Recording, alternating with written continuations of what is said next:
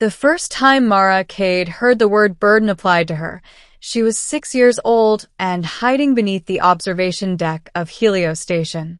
The metal grating was cold against her cheek, and above her, scientists spoke in the careful, detached tones adults used when they thought children couldn't hear. "She's too unstable," one voice said. "Too expensive to maintain," said another. "And if the projections are wrong," a third added, "she'll be a liability we can't afford." Mara didn't know what projections were. She didn't know why her wrists still ached from the implant surgery, or why her dreams were full of numbers that floated like stars. She only knew that the word burden landed heavier than gravity. Helios station orbited a dying Earth, a planet bled dry by centuries of resource wars and climate collapse. The Concordance, an alliance of megacities and corporate states, claimed Helios was humanity's last hope. Officially, the station studied sustainable energy and planetary defense. Unofficially, it was where impossible ideas were tested on people who couldn't say no. Mara was one of those ideas. She was designated -11 Malawian kwachas, the 11th attempt at creating a human-compatible predictive core. Instead of building artificial intelligences that rebelled or failed under cosmic-scale calculations, the Concordance had tried something darker, weaving quantum processors into a developing human brain. A child could adapt, they argued. A child's mind was flexible. What they didn't say was that children broke more easily. By the time Mara was 10, she could see probabilities the way other kids saw colors. When she looked at a corridor, she didn't just see metal walls, she saw branching futures, alarms blaring, lights failing, footsteps approaching. Her tutors called it anticipatory cognition. Mara called it noise. The future was loud. She lived in a white room with no windows and a single caretaker, Dr. Ilian Voss, a tired man with gentle hands and eyes full of regret. He brought her books, real paper, not screens, and taught her how to breathe when the numbers crowded in. "You're not a machine," he told her once after she collapsed from neural overload. "No matter what they say." "But they built me," Mara replied. "Doesn't that make me one?" Voss had no answer. The Concordance evaluated Mara every year. She always failed their metrics. She was too emotional, too slow to comply, too human. Other projects were terminated quietly, their names erased from databases. Mara survived only because dismantling her would have damaged the quantum lattice fused to her brain. "She's dead weight," the director finally said when Mara was 14.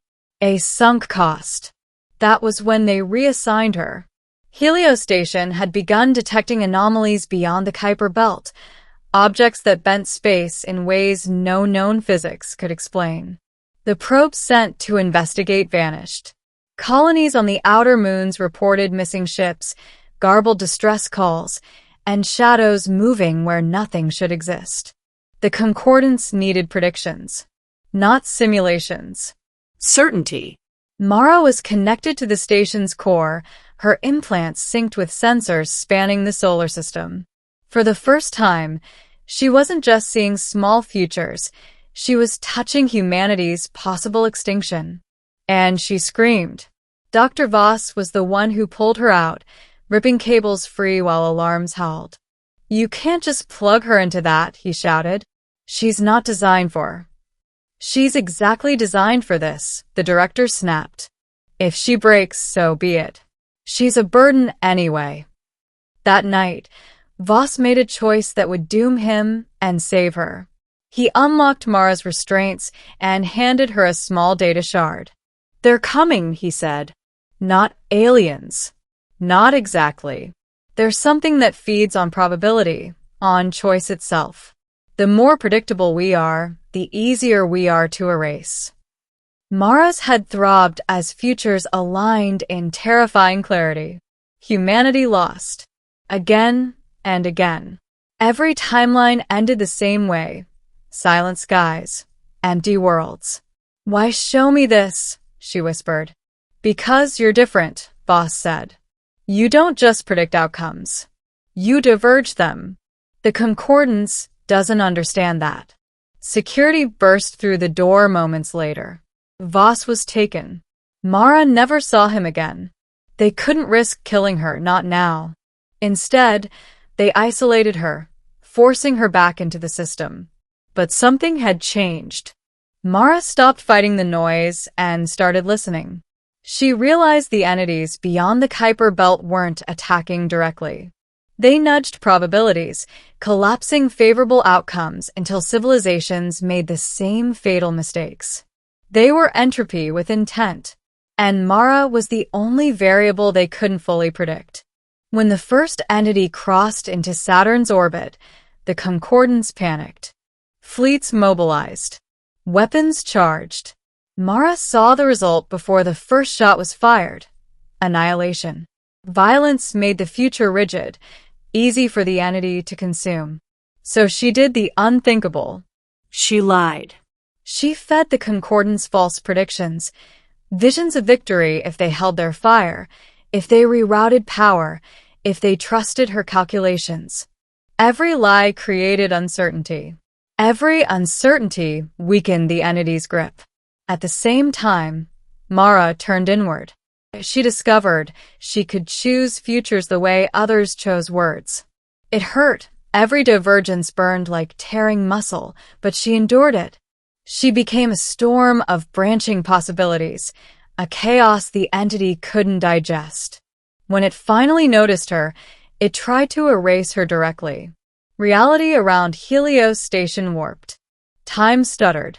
Crew members froze mid-step, their futures collapsing into nothing.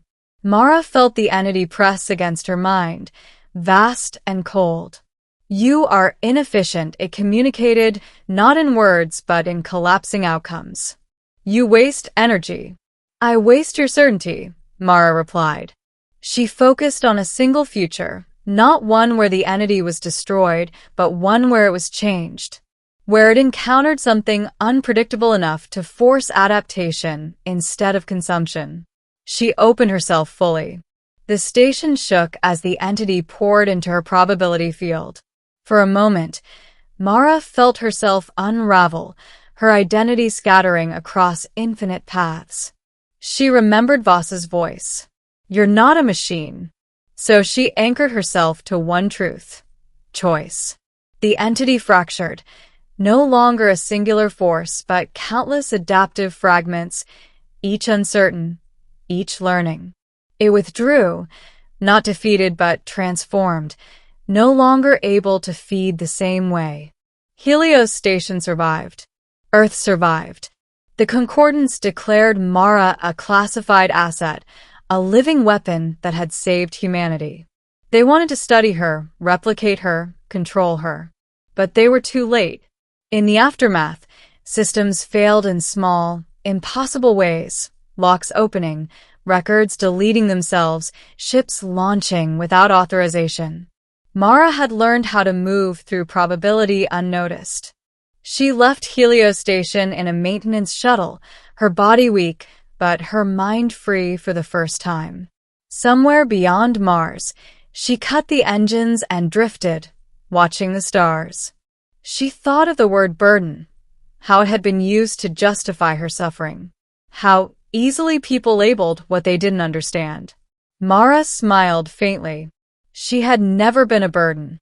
She had been a test humanity didn't know it was taking, one it barely passed. Out there, the future was still loud, still dangerous. But now it was open. And Mara Cade, once meant to be carried and discarded, had become something far more dangerous than any weapon. She had become a choice.